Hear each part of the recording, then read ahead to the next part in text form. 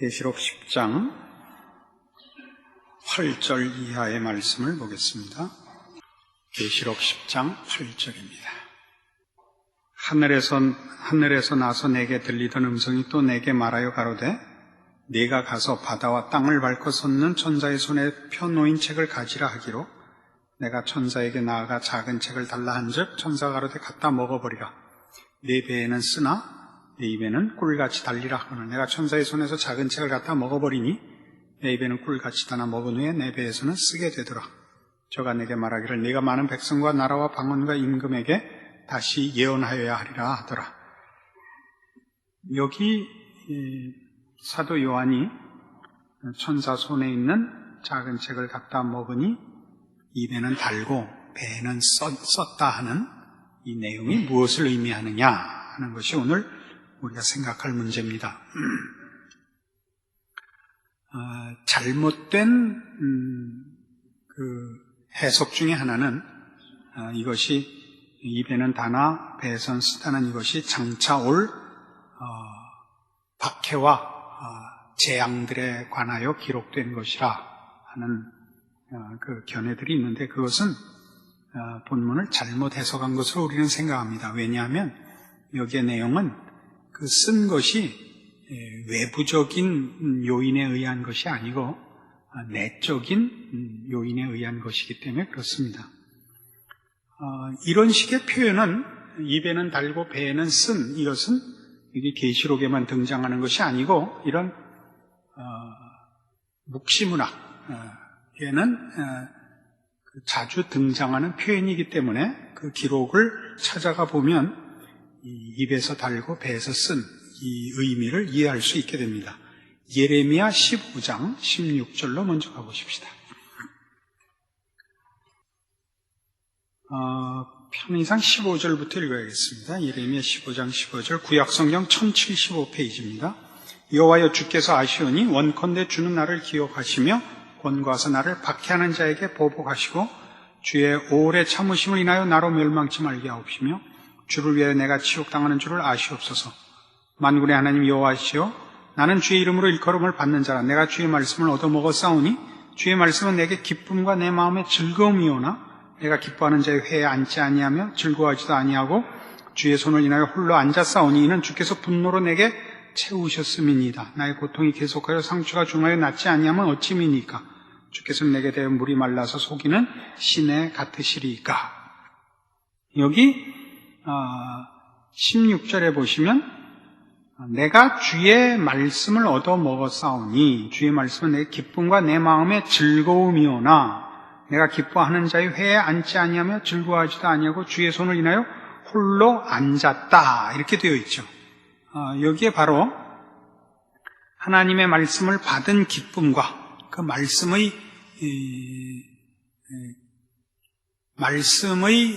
그 가치에 대한 기쁨과 그러나 그 말씀이 심판을 예언하고 있기 때문에 그 말씀을 전해야 되는 대상자들로부터 박해를 초래하고 있어서 나오는 슬픔을 17절에 소개하고 있는 것을 보게 됩니다. 조금 더 직접적인 표현을 보시죠. 이번엔 에스겔서 2장입니다.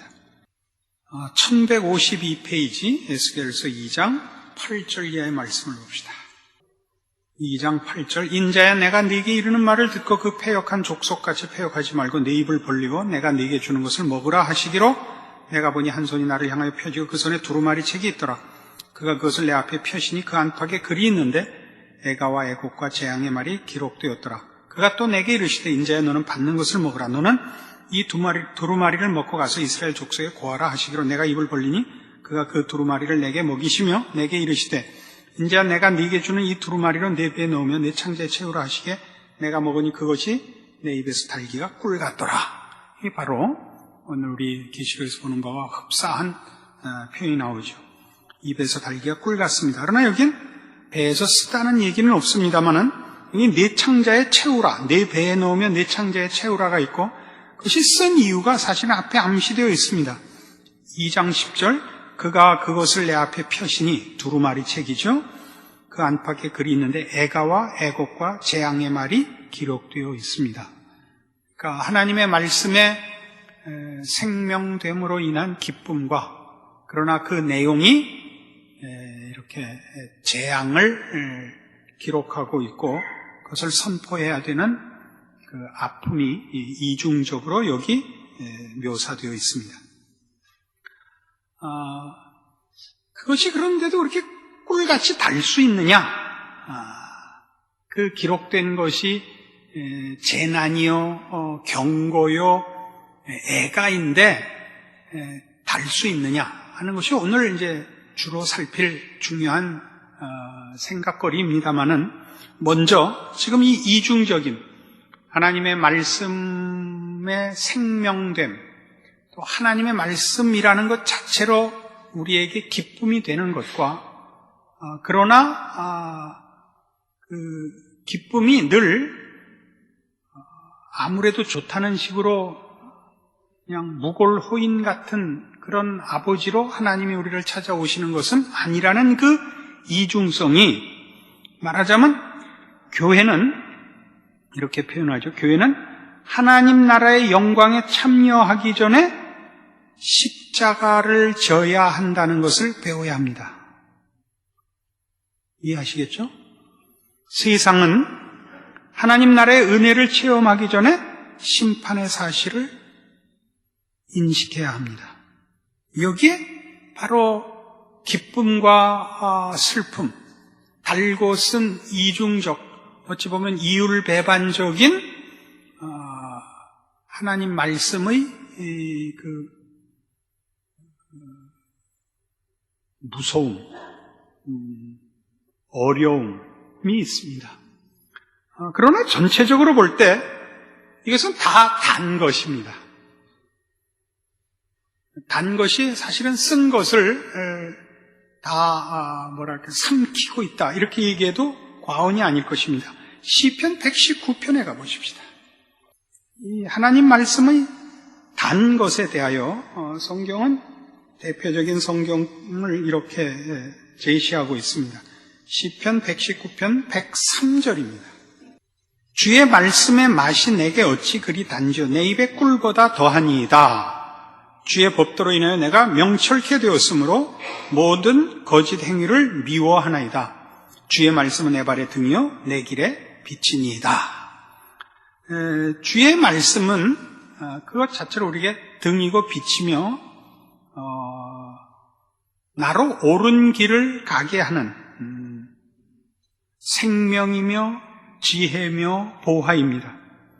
그러나 그것은 잘못된 길을 드러내기도 하는 것입니다.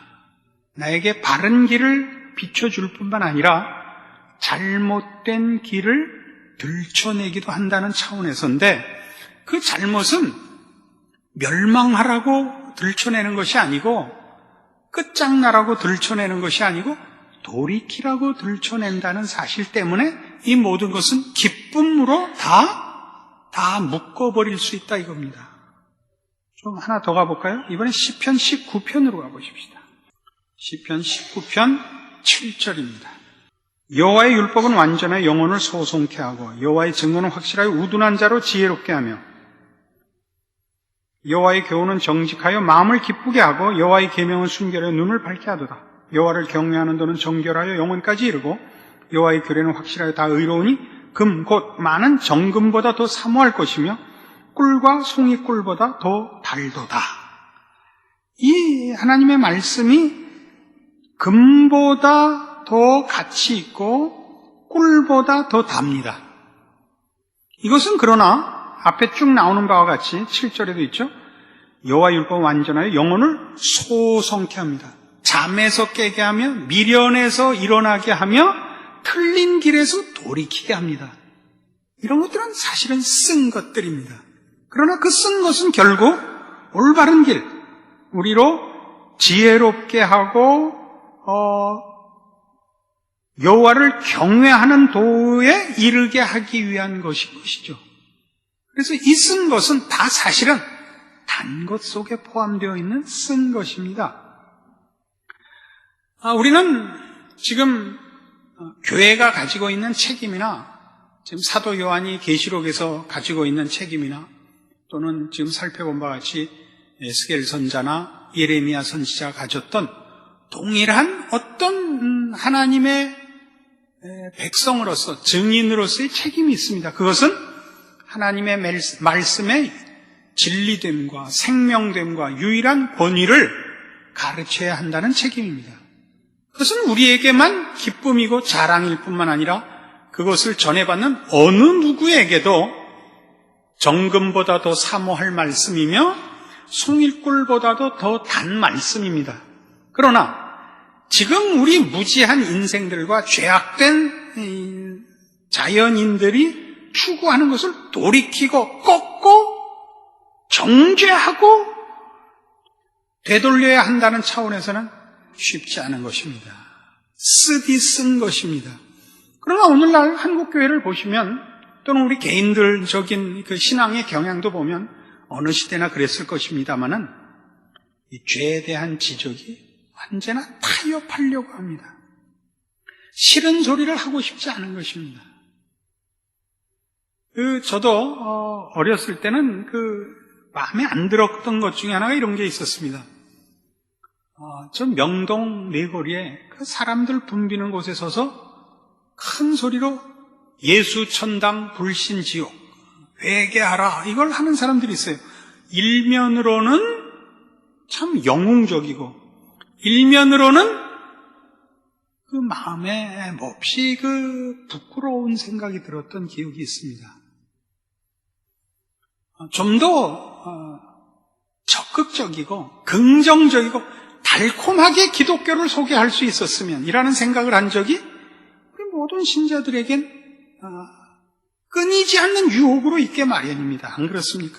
우리가 세상 사람들 오고 예수 믿으세요 그러면 복 받습니다 천국 갑니다 그러면 뭐라 그래요? 너나 다 봐도 그러죠.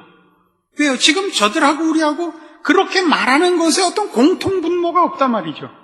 그러니까 공통분모가 있게 저들에게도 할 말 없게 만드는 어떤 보란듯한 정금보다 더 가치 있고 송이꿀보다 더 달게 누구나 느낄 수 있게는 못하겠는가 하는 사실은 하나님 말씀에 대한 일종의 불만이 우리에게 있는 것입니다. 여길 바로 넘어서야 됩니다. 하나님의 말씀에 대한 기쁨이 우리에게 적고 자신이 적은 것은 우리가 하나님을 다 모르는 탓일 것입니다. 하나님에 대한 믿음과 지식의 부족이 우리로 하여금 우리의 신앙뿐만 아니라 하나님이 우리를 통하여 일하시는 이런 이중적 증거의 책임들을 사실 외면하게 만드는 것일 것입니다. 로마서 11장에 가보십시다. 로마서 11장에는 이방인의 구원을 얘기하면서 그렇다고 해서 하나님이 원래 불렀던 이스라엘을 포기한 것은 아니라 하는 얘기를 합니다. 11장 25절 형제들아 너희가 스스로 지혜 있다 함을 면키 위하여 이 비밀을 너희가 모르기를 내가 원치 아니하노니 이 비밀은 이방인의 충만한 수가 들어오기까지 이스라엘의 도로는 완악하게 된 것이라. 그리하여 온 이스라엘이 구원을 얻으리라. 기록된 바 구원자가 시온에서 오사 야곱에게서 경건치 않은 것을 돌이키시겠고 내가 저희 죄를 없이 할 때 저에게 이루어질 내 언약이 이것이라 함과 같으니라. 복음으로 하면 저희가 너희를 인하여 원수된 자요 택하심으로 하면 조상들을 인하여 사랑을 입은 자라. 하나님의 은사와 부르시면은 후회하심이 없느니라. 너희가 전에 하나님께 순종치 아니하더니 이스라엘에 순종치 아니함으로 이제 긍휼을 입었는지라. 이와 같이 이 사람들이 순종치 아니하니 이는 너희에게 베푸시는 긍휼로 이제 저희도 긍휼을 얻게 하려 하심이니라. 하나님이 모든 사람을 순종치 아니하는 가운데 가두어 두심은 모든 사람에게 긍휼을 베풀려 하심이로다. 자, 구원 얻은 너희 이방 형제들아 내 말을 들어라. 너희는 분명히 이스라엘의 넘어짐 때문에 너희가 구원을 얻었다. 이스라엘의 대신이 되었다. 이스라엘이 적자였는데 저들이 하나님께 불순종해서 하나님이 저들을 내치고 대신 너희를 양자로 드렸다. 비유컨대.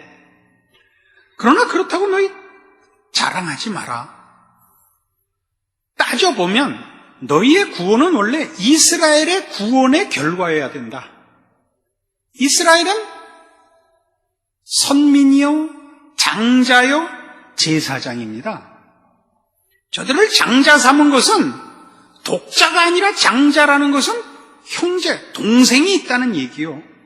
저들이 제사장이라는 것은 자신만을 위하지 않고 하나님께 중매할 또 다른 3자가 있다는 뜻입니다. 이스라엘이 승리하는 것은, 성공은 자신의 구원을 성공하는 것이 아니라 제사장 직을 성공하는 것으로서 온 열방을 구원에 참여시키는 것이 저들의 승리와 성공입니다. 그것은 처음 아브라함에게 한 약속과 같습니다. 모든 족속이 너를 인하여 복을 얻을 것이니라의 결말입니다. 그러나 이스라엘은 실패했습니다. 이스라엘이 실패했으면 자기만의 실패가 아니라 열방 모든 구원을 실패시키는 것이어야 맞습니다. 그러나 하나님은 이스라엘의 실패를 인하여 이방을 구원하여 이스라엘로 시기나게 하신답니다. 이스라엘의 성공이 이방의 성공이 되어야 맞는데 이스라엘이 실패하자 그 실패 때문에 이방을 구했답니다. 그러면서 바울이 하는 얘기가, 너희가 실패했음에도 이방을 구한 것은, 그러면 이방이 너희라는 방법 없이 무엇으로 구원받았겠느냐? 오직 하나님의 은혜로 구원받은 것 아니냐? 그럼 마찬가지로 이스라엘도 먼저 장자된 자요, 먼저 뽑혔던 자인데 하나님이 그 부르고 구원을 약속했던 그 족속을 버리겠느냐? 저들의 잘못으로 그 잘못을 책임을 물어서 아주 버리겠느냐? 너희의 구원을 보라. 이방 너희의 구원을 보라. 이스라엘의 실패에도 불구하고 구원을 얻게 된 것을 보라. 하물며 이스라엘이겠느냐? 다 부를 것이라 해서 어디로 가느냐 하면 31절, 이와 같이 이 사람들이 순종치 아니하니 이는 너희에게 베푸시는 긍휼을 이제 저희들에게도 긍휼을 얻게 하려 하심이니라. 하나님이 모든 사람을 순종치 아니하는 가운데 가두어 두시면 모든 사람의 긍휼을 베풀려 하심이로다. 예전에 한번 로마서 할 때 풀었죠. 순종치 아니하는 가운데 가두어 두시다, 율법 아래 가두다, 이런 것은 다 말하자면 일종의 우리의 무능과 무력함을 확인시키는 것을 말합니다. 우리에게 할 수 없는 짐을 지워서 하나님이 생색을 내신다는 뜻이 아니라 우리가 구원에 얼마나 못 미치는가를 율법으로 확인시켜서, 그리고 율법을 줘서 우리가 지킬 능력도 없고 의향도 없다는 걸 확인시켜서 우리로 하나님 앞에 매달리게 하는 것입니다. 은혜를 구하게 하는 것이죠. 하나님께서는 처음부터 율법으로 구원하시려던 게 아니고 은혜로 구원하실 작정이셨죠.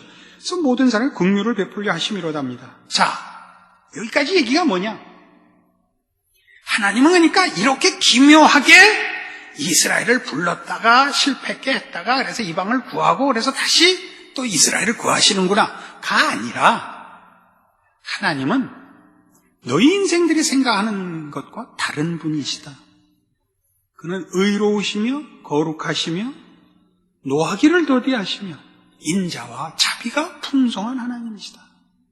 그는 지혜로우시며 신비하시며 사랑하시며 무한하시며 인생이 아니시로다. 그 얘기가 뒤에 나오는 거예요. 그래서 깊도다 하나님의 지혜와 지식에 부요하며, 그가 얼마나 기가 막힌 방법을 썼느냐라고 듣지 마시고 너무나 높으신 하나님, 그의 판단은 측량치 못할 것이며 그의 길은 찾지 못할 것이로다. 누가 주의 마음을 알았느냐? 누가 그의 모사가 되었느냐? 누가 주께 먼저 드려서 갚으심을 받겠느냐? 이는 만물이 주에게서 나오고 주로 말미암고 주에게로 돌아감이라. 영광이 그에게 세세히 있으리로다. 아멘. 갑자기 이런 찬탄이 터져 나오는 것은 사도 바울이 하나님이라는 분에 대하여 인생과 인간이 갖는 이해나 기대나 항복이나 경배의 차원을 훨씬 뛰어넘는 하나님의 거룩하심, 이때 말하는 거룩하심은 윤리적 차원의 얘기가 아닙니다. 그 속성과 그 뜻과 성품의 너무나 뛰어나심에 대한 항복인 겁니다. 전인격적인 항복. 이 하나님, 여호와로라 자비롭고 은혜롭고 노하기를 더디하고 인자가 풍성하신 하나님, 그의 자녀를 위하여 그 아들을 아끼지 아니하신 하나님, 그의 만드신 모든 창조물에게 복을 베푸시는 하나님, 저들의 수고를 헛되게 하시지 않는 하나님, 저들의 입술에 찬송을 받아내시는 하나님, 그 모두의 만족과 항복을 받아내시는 하나님, 억지로의 무릎 꿇림이 아닌 이 하나님을 사도 바울이 찬송하고 있는 것입니다. 그것이 말하자면 사도 요한에게 있어서나 예레미야 선지자에게나 에스겔 선지자에게 있어서나 아니 모든 옛날부터 오고 오는 세대 어느 시대에나 하나님을 믿노라 고백하는 신자들의 입술에 꼭 있어야 하는 고백인 것입니다. 이 하나님, 그래서 그의 말씀을 받고 그의 뜻을 아는 것이 모두를 전율시키며 항복시키며 감동시키는 것입니다. 비록 그 내용이 재앙과 애가와 애곡일지라도 그것은 다 고치시려는 은혜의 손길이요, 자비의 손길이요, 구원의 손길이지 너 이 말 듣고 죽어라 하는 참혹한 심판의 선언이 아니기 때문인 것입니다. 물론 그 배에서 쓴 것은 그 전에 하는 내용의 일차적인 슬픔 때문이지만 그것까지 포함하여 이 모든 것은 달고 단 금 곧 정금보다 더 귀한 것이요 꿀 곧 송이꿀보다 더 단 우리 하나님 아버지의 말씀인 것입니다. 그 하나님을 아버지라 부르며 우리는 하나님을 잊는 수가 있어도 우리를 잊으시는 일이 없는, 졸지도 아니하시고 주무시지도 아니하시고 눈동자같이 지키시는 우리 하나님이 우리의 아버지시라는 사실로 이 종말론을 꿰고 있는 것입니다. 우리의 신자된 인생과 인류 역사와 하나님의 마지막 심판과 우리의 운명을 주의 은혜의 손길 안에서 확신하는 것입니다. 이 믿음이 여러분들을 전 평생에 걸쳐서 지켜내는 여러분의 확신이요 자랑이기를 바랍니다. 기도하십시다. 하나님 아버지 은혜를 감사합니다. 우리 하나님께서 우리 아버지시며 우리를 사랑하시고 그 아들을 보내신 우리 아버지시니 겁날 것이 없습니다. 성경에 기록된 대로 하나님이 우리를 위하시면 누가 우리를 대적하리요? 그 말씀을 힘입어 오늘도 살고 내일도 살고 우리의 전평생을 하나님의 자녀의 이름으로 살 것입니다. 세상의 반대와 악한 세력의 협박과 우리 자신의 못난 것에도 불구하고 우리 하나님을 아버지라 부르는 이 특권과 축복 속에서 우리는 승리할 것을 믿습니다. 이 믿음의 인내와 승리가 우리의 여생을 내내 지키게 하시옵소서. 예수님 이름으로 기도합니다. 아멘.